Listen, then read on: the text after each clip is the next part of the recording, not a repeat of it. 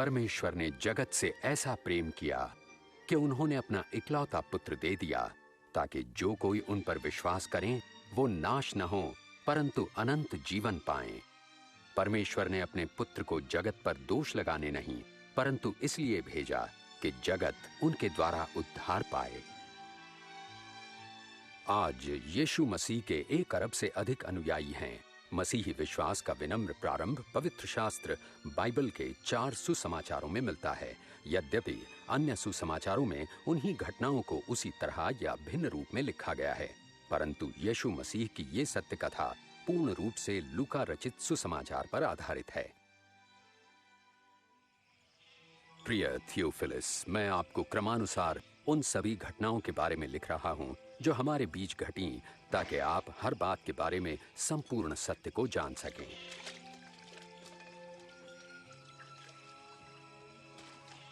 जिन दिनों अगस्तुस कैसर रोम का शासक और महान हेरोदेस यहूदिया का राजा था, परमेश्वर ने नासरत शहर की एक कुंवारी के पास जिब्राइल स्वर्गदूत को भेजा। उस कुंवारी का नाम था मरियम।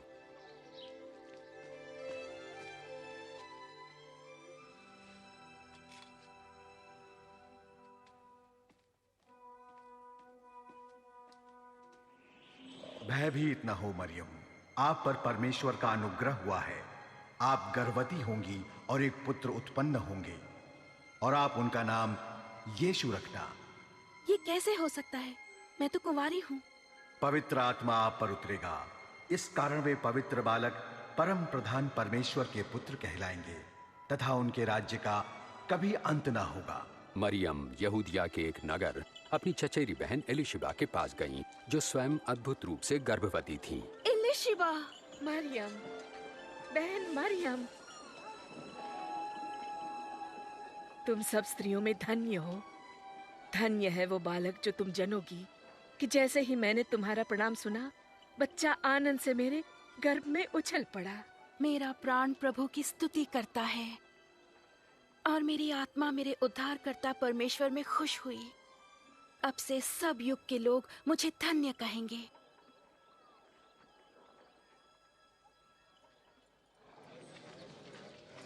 नासरत नगर के सब लोग सुनो कि कैसर अगस्तुस की आज्ञा से गलील और यहूदिया प्रांत के सभी निवासियों की गिनती होगी। इसीलिए सभी लोगों को अपने वतन में जाकर शीघ्र ही नाम दर्ज करवाना होगा।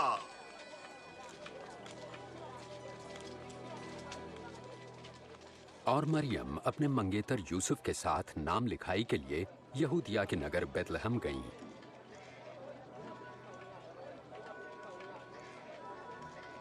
पर बेतलहम में उन्हें ठहरने की जगह ना मिली। उन्हें केवल गौशाला में ही जगह मिल सकी।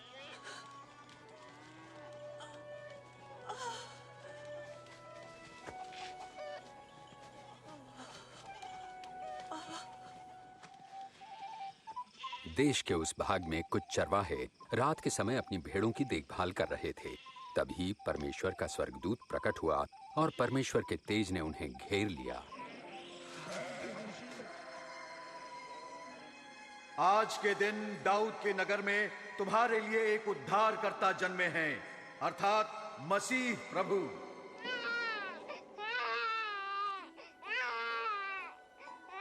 चरवाहे शीघ्र ही चरनी में जन्मे नवजात शिशु को देखने चल पड़े। वे उन प्रथम लोगों में गिने गए जिन्होंने कुंवारी माता द्वारा उद्धारकर्ता के जन्म का सुसमाचार फैलाया।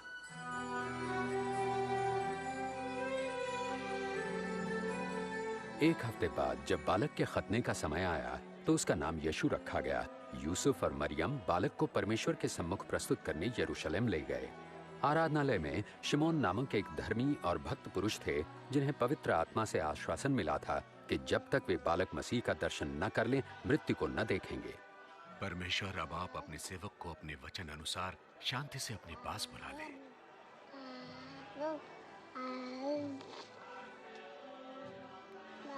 मेरी आंखों ने आज आपके उद्धार को देख लिया है। ये बालक परमेश्वर का चुना हुआ है। तुम दोनों को आशीष मिले।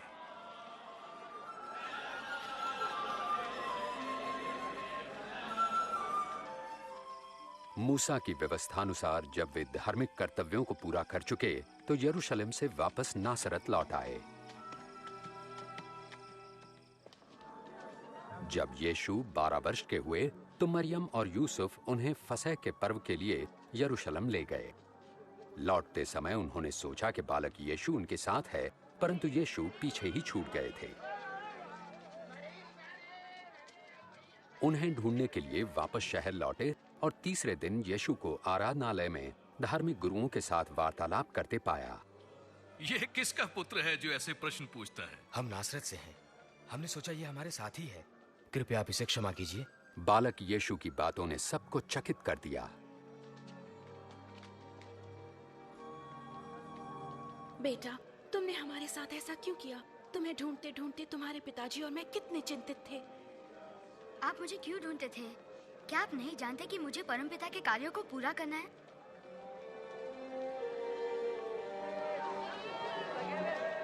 और यीशु उनके साथ नासरत लौटे और परमेश्वर एवं मनुष्य के अनुग्रह में बुद्धि और शरीर से बढ़ने लगे।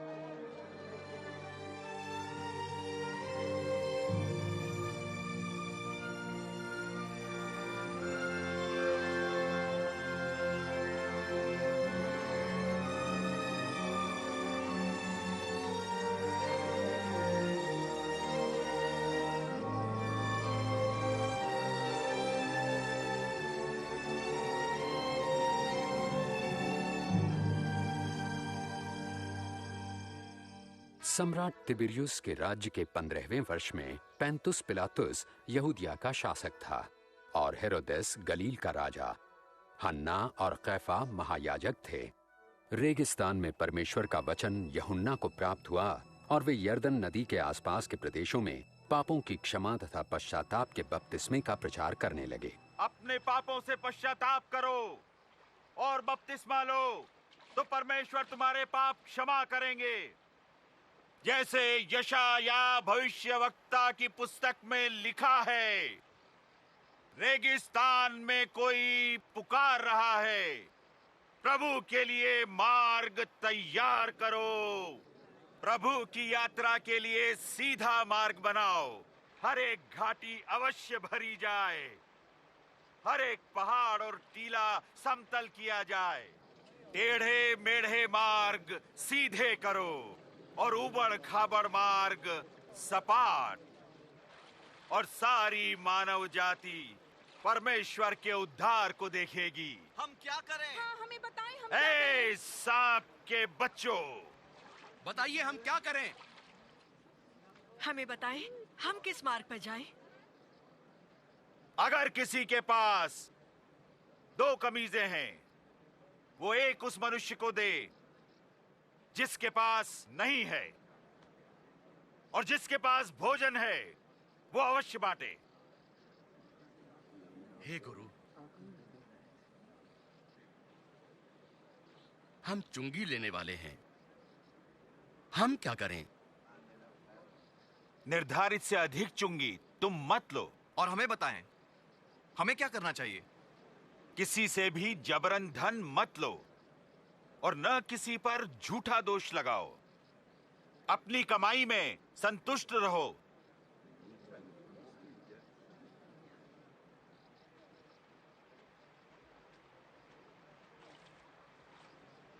हमें बताएं, क्या आप मसीह हैं?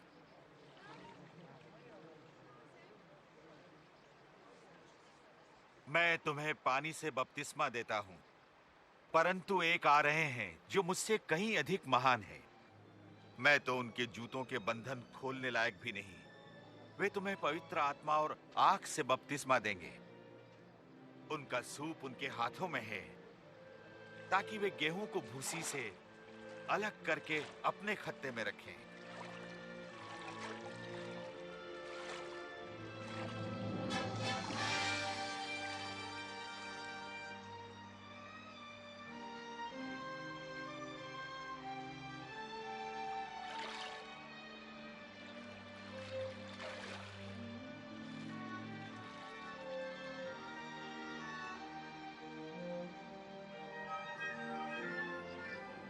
और पवित्र आत्मा कबूतर के रूप में यीशु पर उतरा।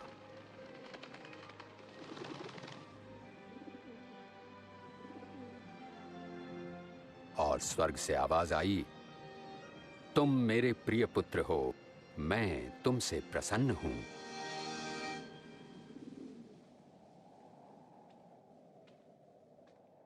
लगभग 30 वर्ष की आयु में यीशु ने अपनी सेवा आरंभ की। पवित्र आत्मा से परिपूर्ण यीशु यरदन से लौटे। आत्मा से प्रेरित वो 40 दिन तक बयाबान में रहे, जहां शैतान उनकी परीक्षा करता रहा। इस बीच उन्होंने कुछ नहीं